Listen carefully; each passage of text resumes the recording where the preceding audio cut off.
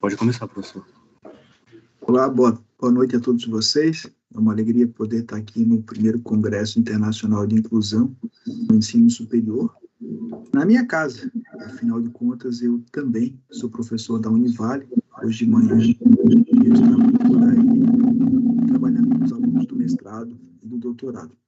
E eu decidi, a convite da Amanda, aqui agradecendo ao núcleo de atendimento e acessibilidade, ao nosso pró-reitor, o professor José Everton, a professora Patrícia, para conversar um pouco com vocês sobre, narrar um pouco da minha trajetória até a descoberta do diagnóstico do autismo, como isso proporcionou uma nova visão, entendimento sobre muitas coisas. Desde então, o que eu tenho pesquisado nesse campo, associado fundamentalmente ao direito, né? Então, eu sou Alexandre Moraes da Rosa, nasci em 25 de 7 de 1973, assim como a maioria de nós, foi imaginado pelos pais como sendo de uma maneira A, de uma maneira B, e isso é comum, que nós tenhamos expectativas em relação aos nossos filhos, expectativas que vão, muitas vezes, consolidando ou se espalhando, né? Principalmente na fase da adolescência e assim, e depois na fase adulta, nós criamos novos afetos. Eu tenho 3 filhos, eu fui casado algumas vezes, o pastor José Everton, se estiver aí, vai rir bastante, ele vive me tirando, brincando com isso, e muito disso se deve à minha condição que eu vou apresentar para vocês. Então, eu cresci como uma criança chorona, eu tenho fotos famosas na família por uma criança chorona, que em qualquer reunião familiar tentava se esconder.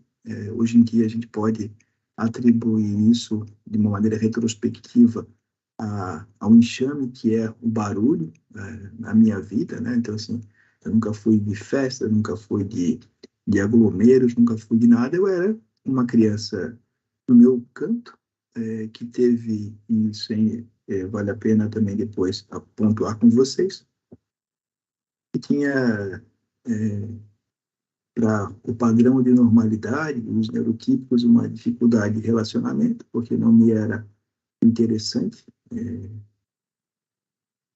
não me instigava.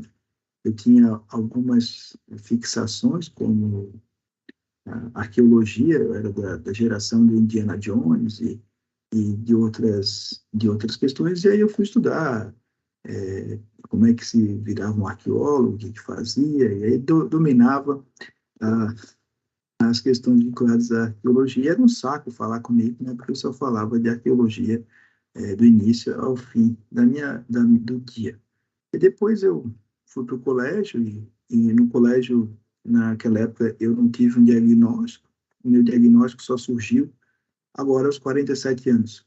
Hoje eu tenho 49, e eu estou na magistratura desde 98, ou seja, tenho mais tempo na magistratura do que eu tenho de fora da magistratura. E nesse período de adolescência, muito da minha atuação se deu numa formação individual. Eu gostava de ler, eu gostava de estudar, coisa que até hoje eu gosto. Eu fui até orientador do professor José Everton no doutorado dele, então ele brinca comigo que eu fui um orientador direto e muito duro, o que é uma questão típica de nós falarmos de maneira direta.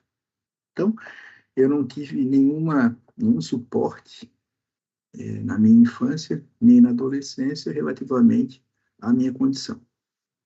Do ponto de vista do DSM, e aí quando se fala de espectro, há uma variância muito grande, né? Nós temos aí uma distribuição, uma dispersão muito grande, nós não temos pessoas iguais, até do ponto de vista da normalização, e que na da psicologia é bem mais afeta entender as questões da subjetividade que o pessoal do direito, que acaba tendo um modelo de agente racional, típico do homo econômico e do sujeito que pratica todas as ações pela consciência, o que é uma ilusão, mas faz com que o direito funcione e essa marca. Eu só tive a a questão quando eu casei com a Carol, que nós casamos em novembro de 2019. Em janeiro, eu fui passar o verão com os meus filhos, que moram no Rio de Janeiro. Quando voltamos em fevereiro, para começar, então, a viver junto, ela morava em outra cidade, ela veio de Joinville, veio a pandemia. E na pandemia, muitos de nós, muito diferente, né? O mundo, como Kafka construía lá no estado de sítio, no livro dele, nós tivemos um outro mecanismo de relacionamento, e para a maioria das pessoas foi, cada um enfrentou como pôde, e para mim era uma maravilha, né, que não precisava viajar, não precisava interagir. Só que a Carol, que é uma neurotípica, né, a primeira vez que a gente foi fazer o teste, tem um teste famoso aí na internet, que não tem validade, mas que mostra essa questão, tem lá 50 questões, né? Eu fiz 49, porque ele é inglês, eu acho que como eu errei, e a Carol fez 0, né? Então é muito interessante nós respondendo as perguntas. E ela teve isso. E a Carol percebeu que eu sou cheio de mania, eu sou cheio de tique, eu tenho os meus livros estão guardados da mesma maneira, eu tomo o mesmo café da manhã desde que eu me conheço por gente, então eu uso as mesmas roupas. A Carol abri meu guarda-roupa, assim, eu tenho 50 camisas pretas, todas elas iguais, que eu fiz com a minha marca, porque a marca do podcast que eu tenho. Ternos eu tenho 5 iguais, 3 sapatos, gravatas iguais, enfim. A minha vida era muito assim, eu não dava conta, né? Porque a gente vai vivendo como pode. E aí ela percebeu isso, nós fomos a uma outra médica, que é uma nutróloga, que na consulta ela me perguntou se eu tinha o diagnóstico, eu disse que não, e ela fez essa pergunta e pediu autorização, porque ela é autista nível 1, nesse espectro, né? Classificação DSM-4, DSM-5, seriam 3 níveis, mas que não são níveis de ter uma etiqueta, né? São basicamente a necessidade de suporte e as relações vinculadas à fala, ao relacionamento, ao olhar e assim por diante. Enfim, a Carol foi uma psiquiatra, doutora Grace, aqui em Florianópolis, que é casada com um autista e atende autistas, e ela fez a consulta, depois eu fui nela, consultei, e ela disse, ó, traços tem, agora muitos traços, o autismo não tem um exame clínico, né, embora existam algumas teorias aí, o Elon Musk promete a cura do autismo em alguma medida, e há indicadores que ele também o é, e eu fui fazer uma bateria de testes, e vi lá com a psicóloga, foram 12 sessões de 1 hora, com testes, respostas e tal, e depois as duas emitiram um laudo em que atribuíram a condição de autista.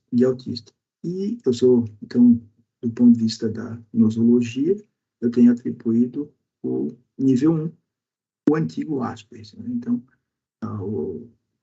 o Asperger tem até uma história interessante, porque eu tinha minha ex-mulher tinha um Asperger na família, e quando eu ouvi pela primeira vez, eu saí pesquisando, né? E eu achava muito curioso eu sempre fui muito curioso por aquilo que eu não conhecia, então tinha essa busca por conhecer, por ir adiante. Enfim, eu estou falando isso para poder chegar no direito. E aí, e chegar um pouquinho mais naquilo que me parece hoje importante para falar dessa nossa articulação. O que, o que gerou, na sequência, é essa condição e as causas, né? Nós temos aí uma grande controvérsia sobre a herança genética, sobre a aquisição, a potencialização do autismo. Saiu um artigo bem interessante recentemente na Nature, na revista de ciência americana, sobre fatores potencialmente prejudiciais, como açúcar, leite e coisas interessantes aí para que se possa pesquisar desde o ponto de vista científico. Mas eu, na minha vida, eu fui sempre um aluno daqueles que eram chamado o CDF, né, o cu de ferro, o cara que era muito fácil aprender as coisas, né? Então não tinha maior dificuldade. O que não tinha era paciência para lidar com os outros e principalmente nunca tive interesse na pedagogia da aula, porque alguém falando para mim nada é a mesma coisa. Então se me derem os livros eu estudo. Se ficar falando, eu não consigo prestar atenção, né? Então, é uma coisa assim, as pessoas dizem, Alexandre, olha para mim quando eu estou falando. Se eu olhar para ti, eu não presto atenção no que você está falando. Então, aí eu fico prestando atenção no brinco, no cabelo que está saindo da orelha, no seu rosto, que não é linear, que é linear, porque a sobrancelha está despenteada. Então, não adianta. Se eu olhar para a pessoa, eu não vou prestar atenção no que ela está falando. Embora eu tenha aí um funcionamento em alguma medida paralelo, né? E uma das coisas que a Carol ficava muito brava comigo é que ela tá falando comigo, eu estou digitando, eu continuo falando com ela, estou digitando, estou escrevendo texto, estou falando com ela, e não tem problema, porque são paralelos. Ela ficava muito brava comigo com isso. Eu não tenho nenhuma superdotação, como alguns falam, eu tenho só uma, uma, uma, uma condição diferente. Isso me fez chegar a assumir publicamente, o que gerou muita controvérsia.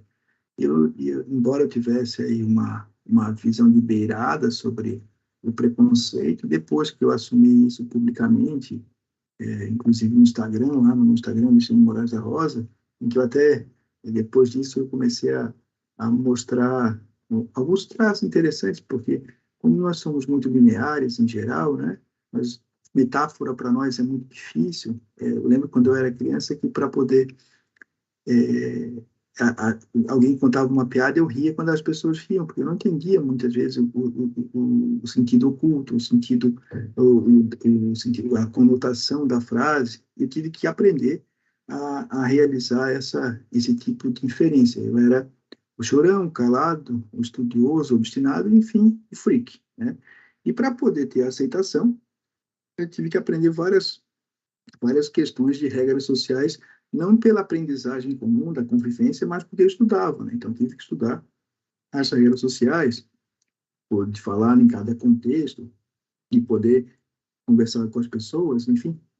Eu era aquele sujeito que ficava, muitas vezes, trancado no quarto. Se eu pudesse ficar trancado no quarto, não cumprimentar ninguém, tirado lá em casa, porque não tinha nenhum ganho, né? Não tem troca, não valia a pena para mim. Era do ponto de vista econômico, era custo de oportunidade. Eu podia estar lendo o livro, eu tenho que conversar com as pessoas, o que é ainda até hoje, né? Eu gosto muito de ler e de ficar na minha, né? Então, eu percebi que eu precisava rastrear as expectativas das pessoas para usar aquilo que muitos dos autistas aprendem, que é o masking, né? Para poder usar máscaras para de uma maneira é, é, agir de acordo com as regras sociais. E depois que eu me expus essa situação, que foi bem interessante, porque assim como os pais têm expectativas em relação aos filhos, os meus 3 filhos, que agora estão com 13, 14 anos, ficaram num momento muito, na hora que eu tive diagnóstico, se eles tinham a mesma condição, se eles não tinham, os 3 não têm. Então, aí no meu diagnóstico tem alguma coisa mais adquirida e não genética, embora também tenha uma discussão se a transmissão genética é só pela mulher ou pelo homem, mas vai longe nessa questão. E como eu exerço uma função também de juiz, eu trabalho como juiz estadual no Tribunal de Santa Catarina, eu comecei a receber inbox dezenas de mensagens ofensivas pela ausência de empatia com as pessoas e que eu deveria sair da magistratura, que era uma vergonha. E muitas fakes, né, de pessoas covardes que se escondem atrás do anonimato, mas de pessoas que, por desconhecimento, ignorância ou má fé mesmo, né, diziam que como um juiz precisaria ter empatia e que na cabeça delas todo autista não tem condições de se colocar no lugar do outro, ou de perceber o mundo como seriam os neurotípicos, eu eu deveria sair da magistratura, não deveria ter contato com as pessoas, porque uma chegou a fazer uma referência que os serial killers são todos autistas. Então, assim, eu fiquei na dúvida, né, como é que essas pessoas convivem. Eu agradeço das pessoas, agradeço pela opinião, opinião é liberdade da pessoa, e vou vivendo a minha vida desde então. E aí começou um movimento interessante, que é onde eu vou tentar levar com vocês essa segunda parte, que é da inclusão, em que comecei a perceber que havia participar de vários movimentos de inclusão. Esse movimento de inclusão envolve também o Colégio das Crianças e o Colégio do meu enteado, o Caio. O Caio estuda aqui no Autonomia, que é um colégio que tem uma abertura significativa para reconhecer a diferença. E essa diferença, no Colégio das Crianças, meus filhos estudam no colégio no Rio de Janeiro, que é o Liceu Mulher, um colégio francês, em que, na sala do Arthur, por exemplo, tem vários, tem vários autistas diagnosticados, e uma delas é uma coleguinha dele que já vinha de antes e que tem um diagnóstico 3, e ela está lá na sala de aula. Então, assim, a convivência com eles nessa perspectiva não foi uma ruptura. Eles não têm um colégio militar em que todo mundo põe a mão no ombro e anda marchando o hino nacional para lá e para cá, uma perspectiva de normalização no melhor estilo Foucaultiano. O que eles têm é uma diversidade. Só que essa inclusão, ela é uma inclusão que, ao mesmo tempo, ela é acessível, em geral, para quem tem poder aquisitivo. E eu comecei a trabalhar com algumas entidades de apoio e suporte a pais, mães, e também a autistas pobres, que é uma parcela que sofre porque as condições de suporte são caras, precisam de apoio. No colégio, hoje em dia, alguns precisam de acompanhamento tempo integral, na sala de aula, e isso tudo faz com que haja uma segregação, uma exclusão cada vez maior. Nós tivemos no Brasil, recentemente, e por força de algumas iniciativas, um crescimento da legislação no tocante a reconhecimento de direitos, reconhecimento da diferença. Nós tivemos a incorporação no Brasil da Convenção de Deficientes, que engloba os autistas. Isso faz com que nós tenhamos uma regra constitucional, por força do parágrafo 3º do artigo 5º, que reconheceu uma série de direitos fundamentais e tem repercutido na prática forense. Basicamente, onde? Eu trabalho como juiz da turma recursal, e a turma recursal, para quem não é de direito, a gente julga os casos de menor potencial ofensivo, ou então as ações até 60 salários mínimos na Fazenda Pública e 40 salários mínimos na Justiça Comum. E aqui eu comecei a julgar, eu tenho vários julgados, em que nós reconhecemos as mães, principalmente as mães de autistas que precisam de suporte, que mesmo sem lei, na municipal, legislação estadual, havia o direito de conferir suporte aos filhos, desde que haja indicação médica, de reduzir a carga horária para fins de conferir meios de atendimento. Afinal de contas, a identificação, o suporte, o encaminhamento com técnicas hoje interessantes, ela hoje em dia pedagogicamente significativas na aprendizagem e desenvolvimento do autista, tem sido um dos caminhos mais interessantes, e principalmente com suporte dos cuidadores, né, daqueles que exercem o cuidado. Então, nesse sentido, o que do ponto de vista jurídico, nós temos hoje, no ambiente brasileiro, uma legislação que abre espaço para que nós tenhamos o reconhecimento da importância de um suporte familiar. Aqui tenho vários julgados de Santa Catarina. Nós temos em Santa Catarina, por exemplo, a Lei Estadual 6.634, de 85, o Decreto Estadual 770, de 87. Enfim, nós temos aí muito material que a Fundação Catarinense de Educação Especial num escopo mais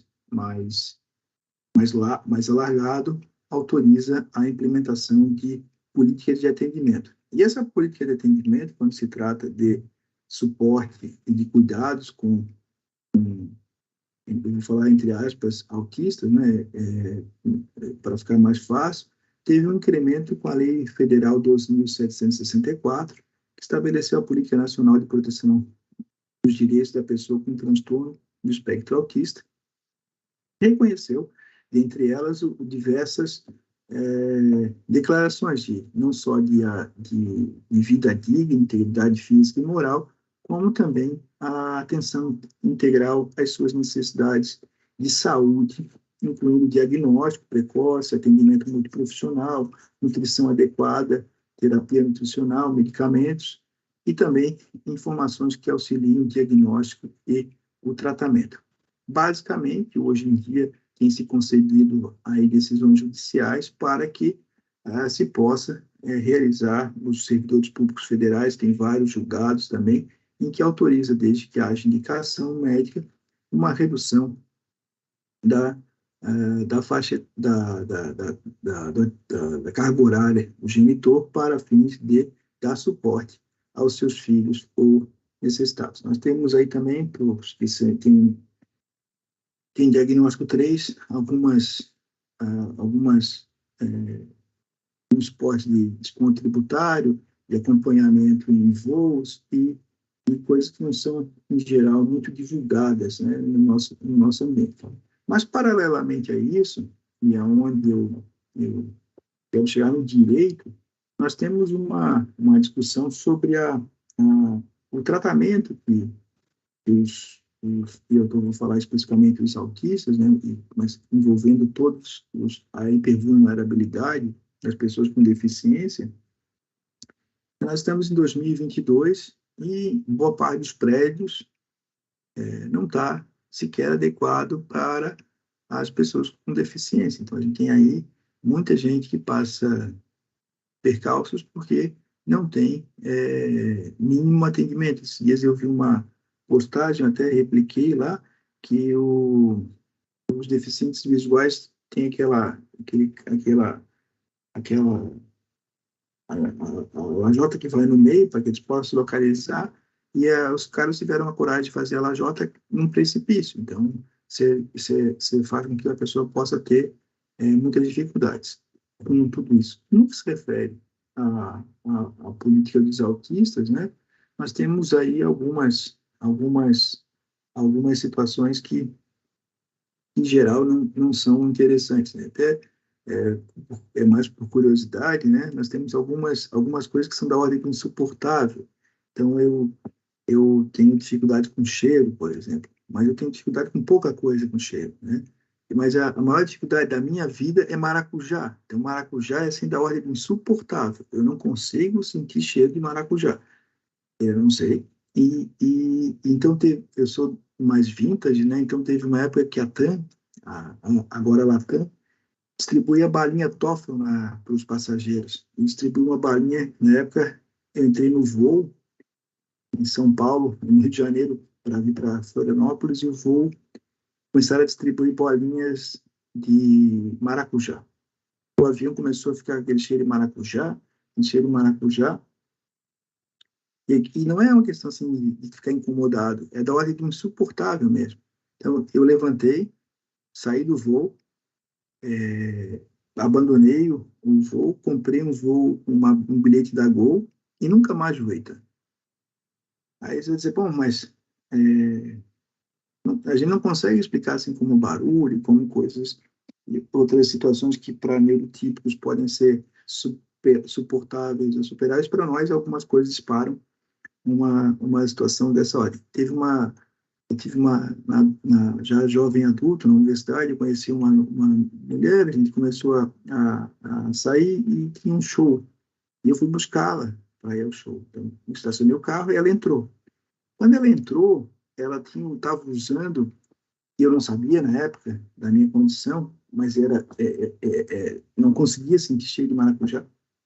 Então, ela tinha entrado no carro naquela época, a Natura tinha um produto que era um creme que se passava pós-banho e tal, um creme hidratante que era de maracujá. Então, quando ela entrou no carro, eu olhei para ela e disse, ó, não me leve a mal, mas se você não entrar, tomar banho e não colocar o creme de maracujá, não vai rolar, não dá. Então ela achou que eu podia ser mais honesto, dizer que não queria inventar essa história do maracujá, saiu batendo porta, nunca mais a vi, e a Natura acabou com o meu relacionamento, afinal de contas, inventou o tal do creme hidratante de maracujá, porque é da ordem do insuportável. Então, se alguém quiser me afastar, aí já sabe que vai para uma audiência com um creme de maracujá que vai me fazer muito, muito, muito mal, né? Então, nesse sentido, coisas que parecem pequenas para muitas pessoas têm uma dificuldade imensa para nós. Do ponto de vista penal, no Brasil, nós não discutimos isso com a profundidade que alguns lugares fazem, né? Então, há vários, nas revistas de psicologia americanas e de psiquiatria, eles trabalham a questão do perfil, do profiling criminal. E há uma tendência a associar aos autistas um grau de cuidado, meticulosidade na prática do crime, e que, como, em tese, nós seríamos mais racionais e menos levados pela emoção, a prática de crimes por autistas deveria ser mais reprovável. Então, há uma controvérsia bem interessante, aí quem tiver curiosidade depois pode ir nessas revistas americanas, nesses repositórios, e buscar o autismo como crime e autismo, você vai encontrar uma discussão candente de ambos os lados, mas que é uma discussão que apresenta indicadores de que, como, em tese, os autistas nível 1 seriam mais racionais e eles saberiam o caráter ilícito, nós temos essa responsabilidade. Quem gosta de série deve ter, e é do direito, tem uma série que está passando no Netflix, que é Uma Advogada Extraordinária, uma série sul-coreana, que narra, a protagonista seria uma advogada autista, né? A série tem exageros em alguma medida, tem a fixação dela por baleia, e assim por diante, mas algumas das questões ali perpassadas são, de fato, situações que repercutem, que dão uma metaforizada no nosso comportamento. E, além da parte criminal, que no Brasil não tem, hoje em dia no CNJ, que é o Conselho Nacional de Justiça, a gente tem trabalhado para poder criar indicadores para as pessoas com deficiência no sistema prisional. Então, recentemente eu julguei um caso em que a menina foi presa, né? O nome dela era Carolina, hein? Foi presa por praticar um assalto e ela tinha um caso, na hipótese era esquizofrenia, então ela tinha 19 anos, tinha saído de casa, estava no meio da pandemia, usou, tinha cocaína, maconha, no exame clínico depois de sangue, e ela foi fazer um assalto para pegar R$ 10. Então, isso foi um Blumenau. Ela fez um assalto para pegar R$ 10. Só que ela usou uma faquinha e ela se cortou, a pessoa chamou a polícia prendeu e levou para fazer o flagrante e depois colocaram numa cela e ela se enforcou. E não tem nenhum protocolo de atendimento de pessoas com necessidades as mais diversas no ambiente prisional, que trabalha todo mundo como sujeito racional, capaz e apto a realizar atitudes com o seu magnânimo livre-arbítrio, como alguns falam. Enfim, o que a gente tem trabalhado é para que a gente possa identificar, né, ter o olhar para poder identificar, e, no segundo momento, respeitar a diferença em diversos contextos para que nós possamos aí, diante da diferença, fazer a distinção e termos uma efetivação dos direitos fundamentais. Então, nesse sentido, o que ainda eu vou destacar com vocês, e não vou ficar falando lei, ECA, porque temos aí, depois dá para poderíamos falar da lei Berenice Piana, tem muita coisa, carteirinha nova de ter, mas o que e eu tenho falado disso. Em geral, nós vamos ver aí a Greta, que é uma autista nível 1, né? Nós vamos ver aí o Anthony Hopkins, vamos ver o Elon Musk, e aí existe uma certa glamorização do, do autismo, como se fôssemos todos de alto desempenho, como se as pessoas fossem que gera um problema maior, muitas vezes na ampliação desse horizonte, dado que todos nós somos nem melhores nem piores, temos situações de um lado e de outro, e prevalece uma lógica do capacitismo que eu indiretamente quis mostrar para vocês nesse caminhar. Então, embora se tenha uma certa glamorização dos autistas de alto desempenho, a situação não dá para olhar o alto desempenho desde os seus olhos, né? Então, assim, eu não posso imaginar o que é ser negro no Brasil, ser negro em Santa Catarina, ser mulher, ser LGBTS+, eu não consigo imaginar porque nenhum de nós consegue, embora a gente tenha, alguns tenham a ilusão de que consegue perceber o lugar do outro como tal. A gente pode ter uma aproximação, pode estudar, a gente não tem a, a oculto, né, mascarado, por assim dizer, toda a dificuldade de um grande número de pessoas que merecem a mesma dignidade e que estão aí classificadas nosologicamente como 2 e 3, que têm dificuldades para tudo isso. Para que a gente possa fazer perguntas e responder questionamentos de vocês, mais diversos, eu vou para o último ponto que eu tinha preparado. Eu até falei para a Amanda, pô, Amanda, eu vou fazer um PowerPoint, mas uma apresentação mais sofisticada, só que me parece que pode ser útil apresentar para vocês algo mais direto, né? E a última coisa que eu tenho feito aí na Univale, eu também passei para professor da Universidade Federal de Santa Catarina, eu era professor da UFSC, foi de 2009, quando eu passei no concurso, até 2022, quando eu pedi exoneração. Então, eu pedi exoneração da universidade para fazer o que eu gosto, que é estudar mais e estudar o quê? Tecnologia. Eu não contei para vocês que antes de fazer direito, eu também fiz engenharia. Aí eu passei no concurso de engenharia, sempre fala que os autistas têm essa questão com exatas, guardar números e fazer coisas dessa ordem. Nem todos têm, mas é um traço significativo para todos nós. Tem um amiguinho, meu enteado, que vem aqui, a gente fica falando sobre ele, adora falar sobre um livro, né? Ele leu todos os livros do Harry Potter, e eu dou escuta para ele, é muito legal conversar com ele, porque para os outros amiguinhos ele acaba sendo chato, né? Que só tem monocórdia, ele só fala de uma coisa. Enfim, nesse sentido, eu fiquei na Univale, então eu continuo como professor do programa de mestrado, e lá a gente trabalha com direito e inteligência artificial, direito e novas tecnologias, sabe?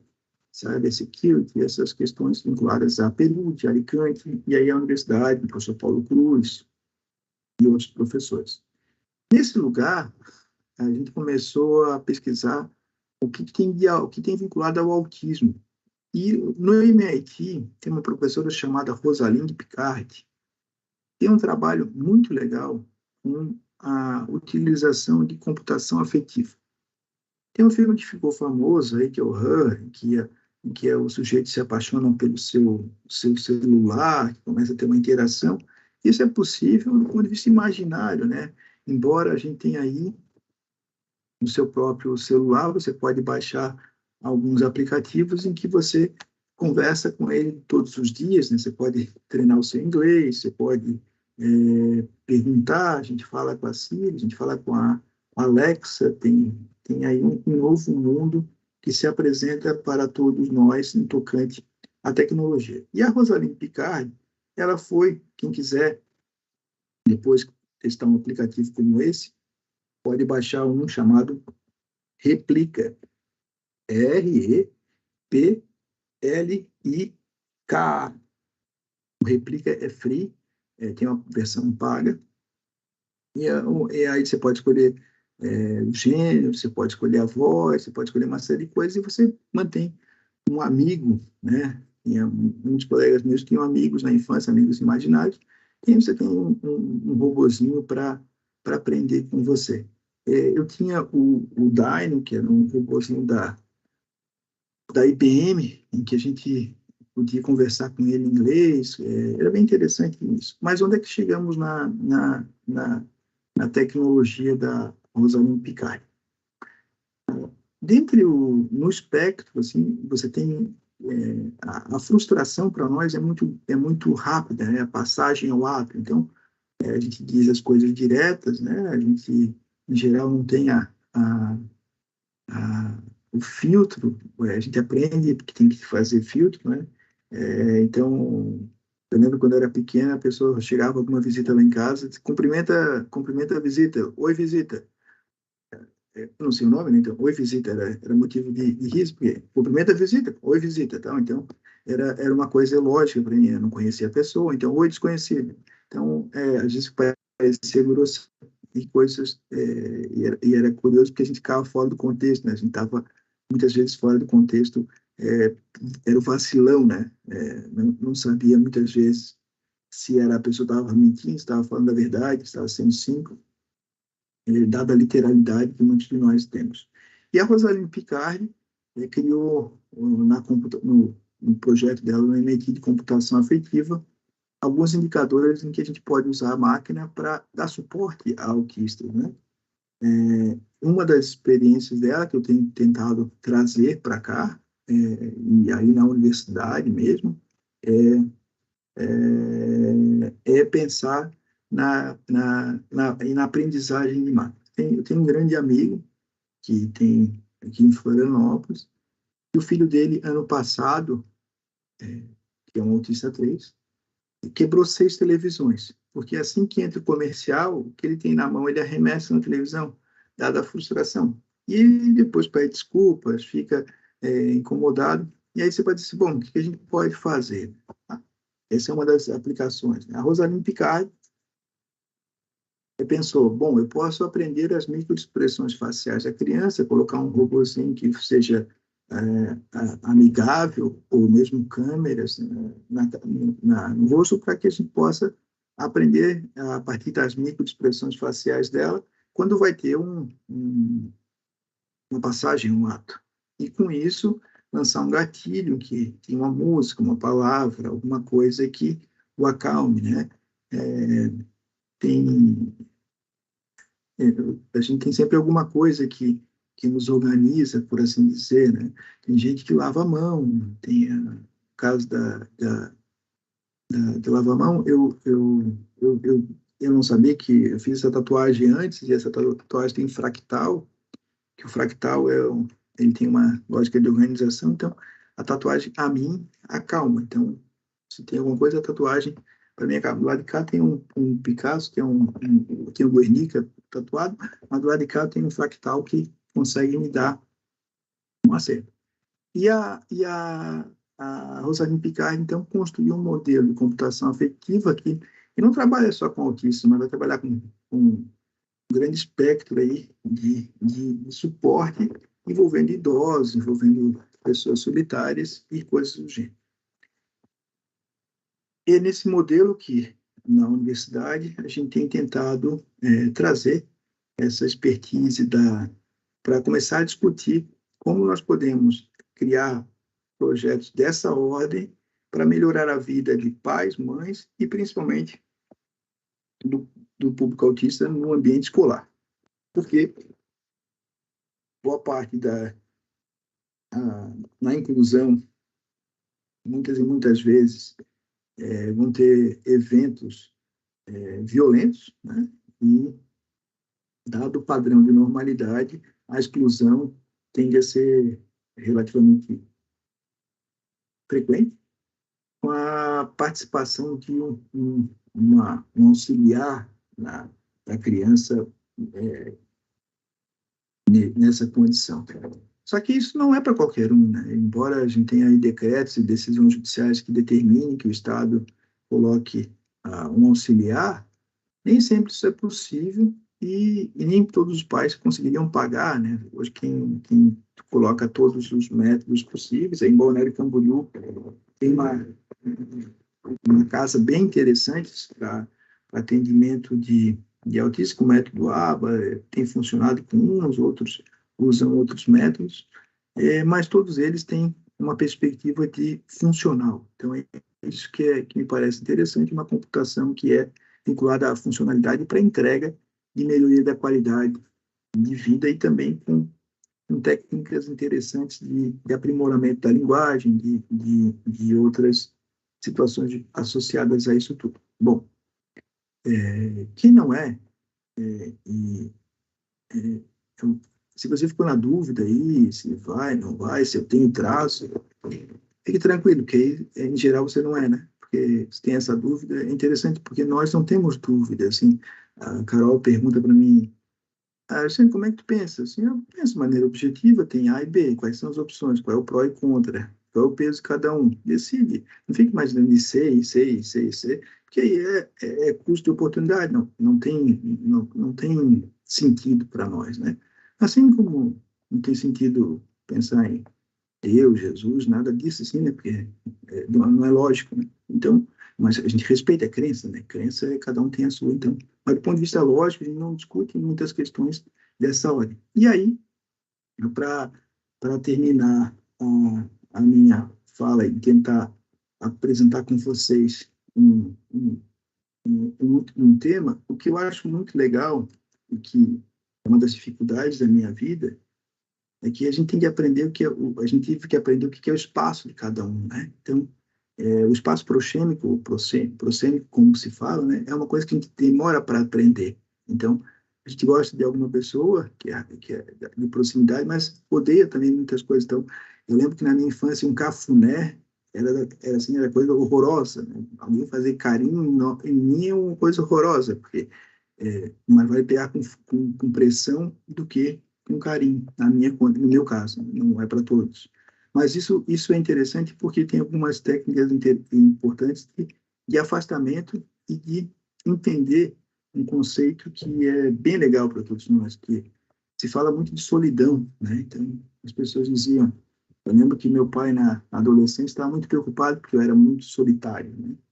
Aí eu expliquei para ele que existe uma distinção entre solidão e solitude, que as pessoas podem se sentir bem sozinhas, elas não precisam de, de amizades. Aí eu tive um grande amigo, que era o Luiz Alberto Vará, e o Luiz Alberto Vará disse, Alexandre, porque eu e ele nós tínhamos uma amizade aí com Cortázar, né, com Júlio Cortázar, ele disse, ó, tem uma amizade canina, que é uma amizade típica dos neurotípicos, né, que é a amizade que manda mensagem, fala, vai ver e tal, e tem uma amizade felina, que é a amizade que quando se vê, gosta. Então, eu gosto muito do José Everton, mas nunca saí para jantar com ele, nunca saí para conviver, não tenho convivência com ele. A minha afinidade se dá por outra maneira. Morreu o Carlos Cárcova, que era um grande amigo meu, e a Carol disse, tá, mas tu visse o Cárcova quantas vezes? Eu disse, eu só via no Congresso de Direito e Psicanálise, eu não vi em outros lugares. Então, eu fui uma vez a Buenos Aires, encontrei com ele, mas ele gostava muito dele, tinha afeto pelas trocas que nós tivemos no tocante a pensar, a discutir temas dessa ordem. Mas o que é mais legal, e aí para terminar, é que a gente não tem ninguém é melhor ou pior, aqui é levar a sério a diferença nesse lugar e uma luta incessante pela afirmação de direitos, esse é o nosso espaço no jurídico, para que a gente possa exigir, com os meios certos, né, as discussões. Eu não falei de uma questão que era de maneira muito rápida, os planos de saúde, nós tivemos um julgamento recente do STJ, dada ao custo, né, a questão atuarial, a não cobertura, pelo que não está no rol da ANS, tivemos algumas vitórias, né, interessantes aí, recentemente saiu uma lei que dá uma melhorada na questão, mas o que é mais importante é que a boa parte dos advogados não tem essa, essa formação no ambiente do que é jurídico. Então, tem um livro muito legal sobre autismo e direito, da Fabiana Fará, está publicado pela Lumen Ures, que faz o rol de direito, como peticionar, porque, em geral, esse mundo dos o Luiz Alberto David Araújo tem trabalhos maravilhosos sobre a afirmação de direito de pessoas com deficiência, a dignidade, e se às vezes fizer o pedido errado, não consegue obter o resultado. Então, nesse contexto, criar escritórios, criar na universidade centros que possam criar esse suporte é muito significativo, né? Nós tivemos aí em Curitiba recentemente um dentista que atendia autistas, então um dentista, porque é um desafio atender autistas no tocante a fazer obturações, e tirar cáries, fazer, limpar o tártaro, e como as crianças gritavam, choravam, e entravam em desespero, o condomínio mandou ele sair, tirar o consultório dele do espaço onde ele funcionava. Então, teve que ter uma ação contra o condomínio para dizer que a liberdade e que as pessoas que ali vão não são melhores nem piores, são diferentes e merecem ser respeitadas na sua diferença. O que isso gera um desafio para muitas das pessoas e principalmente pela impotência. O que eu tenho percebido hoje é que pais e mães e o núcleo familiar sofre de uma sensação de impotência. Uma sensação de impotência quando vai ao Ministério Público, o Ministério Público não sabe nem o que significa.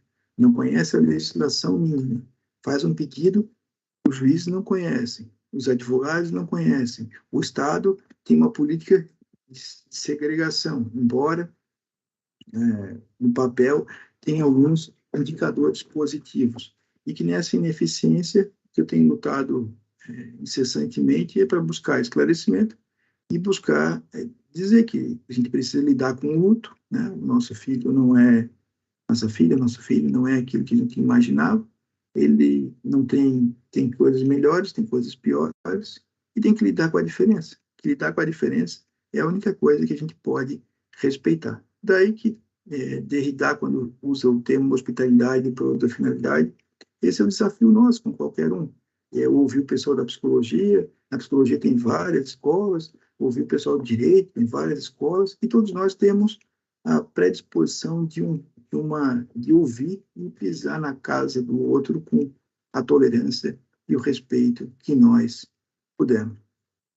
Eu não sou melhor, não sou pior, somos diferentes. E entender essa diferença num contexto em que eu preciso de suporte é muito significativo. É tanto suporte, pessoal, que eu não consigo apagar interruptor. Aqui em casa o interruptor tem três, o interruptor da sacada tem três negocinhos. E quem montou o cara aqui fez o do meio, é o contrário. Então, aquilo ali, para mim, é uma dificuldade. Então, assim, tem que ler uma coisa, tem que escrever uma coisa. Não, está tudo tranquilo, mas quando tem que apagar o interruptor, se eu fui a cor da Carol, porque eu não conseguia apagar o interruptor, ela morreu de rir. Porque, assim, às vezes, coisas básicas que para outros fazem é tão tranquilo, para nós é bem difícil. E isso que não tem esse potencial. Então, eu queria agradecer a Amanda, queria agradecê-los por terem me ouvido. Fiquei muito contente, até contei para a Amanda que hoje de manhã eu fui dar aula em Itajaí. Eu voltei para Florianópolis, porque eu tinha uma reunião no tribunal, e eu iria voltar. Eu consegui antecipar a reunião. Só que em Florianópolis hoje teve um acidente na saída da ponte, e ficou tudo parado, eu não chegaria aí a tempo, então a vida que tem essas questões do acaso, da probabilidade de acontecer, hoje deu errado, mas ao mesmo tempo eu pude estar aqui com vocês nesse espaço virtual. Espero que possa colaborar com vocês todos no que for possível, estou à disposição, amanhã eu tenho os meus contatos, tem aí a rede social que acaba interagindo, o Alexandre Moraes da Rosa, no Instagram principalmente, e eu espero que vocês tenham, de alguma maneira, tenham tido alguma troca aqui, que é a importância de discutir um tema e discutir esse tema no âmbito da aprendizagem. Lamento por não ter, assim, nós podemos falar sobre técnica, sobre uma série de questões, e eu preferi vir aqui apresentar um, um trajeto de vida, né, que me colocou nesse lugar atual e como isso pode eventualmente fazer sentido ou não para vocês todos. Muito obrigado pela paciência de terem me ouvido e estou à disposição para perguntas, questionamentos, o que for interessante para vocês todos. Obrigado. Uma pergunta, algum comentário? Ninguém?